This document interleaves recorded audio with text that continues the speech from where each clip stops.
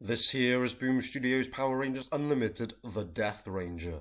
The story begins with young Andros and Zane listening to the story about the ancient Omega Rangers, specifically the Gold Omega Ranger.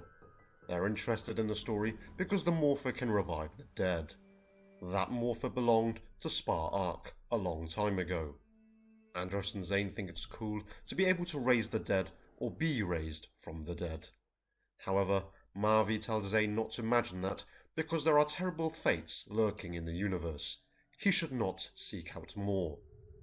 And then we see the ancient Omega Rangers and an ancient Seize Hand battling a giant enemy in space. This villain is much bigger than any of the Omegazords, and it's good to see what the Gold Omegazord looks like. It's nothing spectacular, it just looks like another Omegazord, a very alien robotic design. Could almost mistake it for the yellow Omegazord. So, the villain the Rangers are fighting is what they know as Sister Supernova.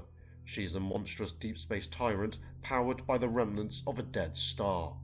To defeat a villain of her size, the Rangers essentially use a massive gun to shoot Sister Supernova. She's not dead, but has powered down.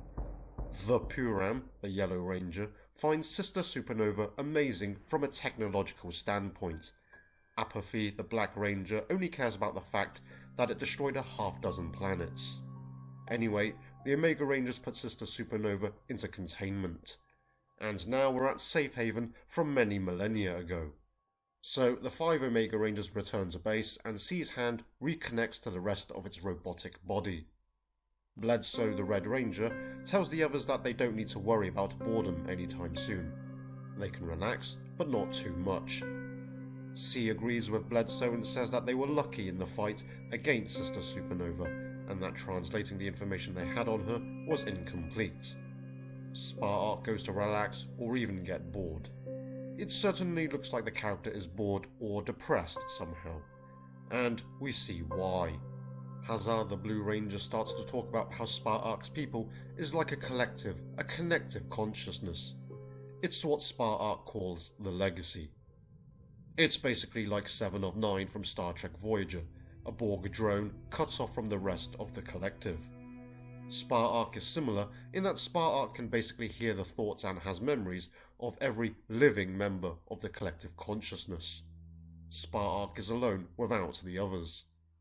This conversation gets interrupted when the city is attacked. C contacts the Omega Rangers to say a mistake was made in translating the information on Sister Supernova.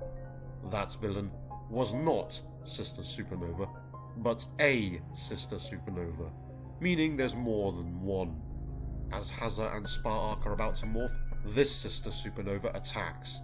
Spar-Ark morphs, but Hazar's morph is interrupted as the Sister Supernova stabs Hazar to death. So, that's how the Blue Ranger dies. The other Rangers show up, and together, the remaining Rangers take on the Sister Supernova. Eventually, the Puram, Apathy, and Bledsoe bury Hazar. Spar-Ark remains looking depressed. In fact, this is a new sensation for Spar-Ark: grief. As the weeks went by, Spar-Ark became more unstable. The Puram tries to tell Spar-Ark that Hazar's death is the natural way of things. She's dead and can't come back. Spar-Ark cannot understand this, and it's up to Apathy to knock some sense into Spar-Ark. However, that didn't work. Spar-Ark started to look into ways to bring Hazard back to life. Eventually, the Omega Rangers are called into battle again. A new threat is moving fast and destroying everything in its path. C thinks that Spar-Ark should be left behind. However, Bledsoe says that they're already a Ranger down and need all the strength they can get, for they're about to face the Galactic Maw. Now, this is just ridiculous. Censors say that despite its appearance, it's not a mouth, but a portal. That portal leads to somewhere dark, somewhere in between all that is known. So, this portal communicates with Spar-Ark, saying that it knows what Spar-Ark is trying to accomplish: to conquer death. The Galactic Maw can be of help. The Gold Ranger then draws their weapon and fires on the Galactic Maw. At first, all the Omega Rangers blasters aren't doing anything. The Gold Ranger has the Galactic Maw distracted, so the other Rangers get the containment cell ready and ultimately end up containing the Galactic Maw. Back on Safe Haven, the Gold Ranger worked in isolation, communicating with a voice from the Gold Morpher. Spark was experimenting to figure out a solution to the problem of death. It looked successful as a dead plant was fully revived. After that success, Spark goes off into the darkness looking more determined than ever before. No doubt the plan is to bring Hazza back to life. The other Rangers go to speak with Spark because according to C, there's no way the Galactic Maw was defeated that easily. They find Spark's room empty and the Puram realizes that the Galactic Maw is the reason behind Spark's strange behavior. Bledsoe knows where Spark is heading, but it's too late. Spark has already revived Hazza. The Puram asks if it really is her, but Apathy is sure that it's not. Hazza doesn't speak a word. Spark tells the Rangers that it was the Galactic Maw that called out to the Gold Ranger and not the other way around. Spark thinks the Galactic Maw wants to help the Rangers, but the Puram says that the Galactic Maw sees how strong Spark is and knows what the Ranger powers can do for it. The Galactic Maw has corrupted Spark. So, Spark is looking crazy right now and refuses to return with the Rangers to be confined to quarters. Apathy has had enough and punches Spark in the face. Hazza then restricts Apathy. The Puram knows that Spark is controlling Hazza. Spark then morphs, and we see now the menacing look on the Gold Ranger's helmet as a result of the Galactic Maw's influence. It's the Portal's teeth. Spark says the power contained in the Morpher is far beyond anything they could conceive, and the Galactic Maw helped to draw that power out. Spark demonstrates the power by bringing the deceased to the surface. Bledsoe says it's morphin time, and the Rangers morph. With the Rangers morphed, you'd think that they'd easily defeat rotting corpses. However, it turns out that the Rangers are outnumbered by the dead bodies. Also, the corpses were too coordinated under the Gold Ranger's control.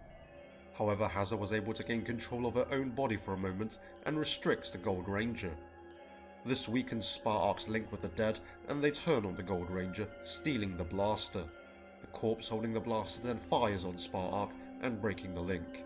It's not what Hazza wanted, but anyway, the corpses are falling and the natural order of things was slowly restored. Hazza's remaining life force disappears again.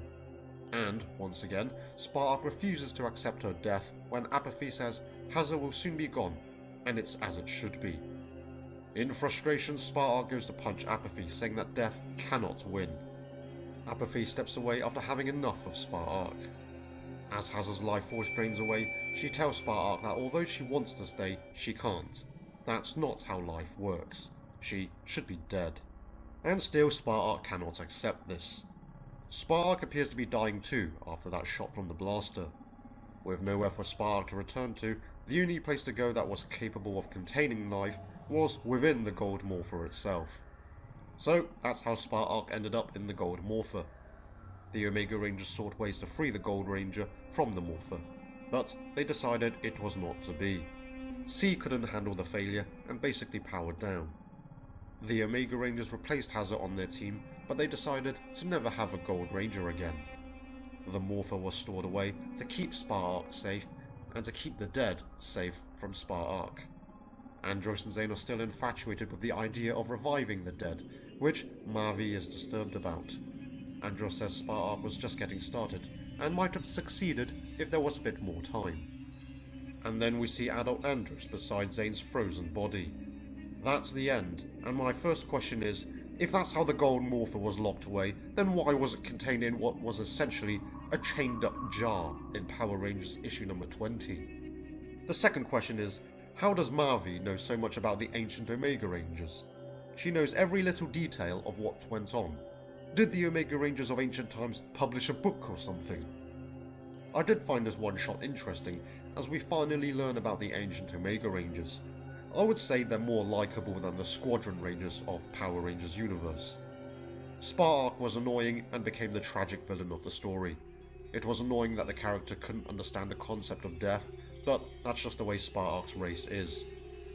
I really enjoyed the story and thought it was well placed, releasing it just before the end of Charged 100.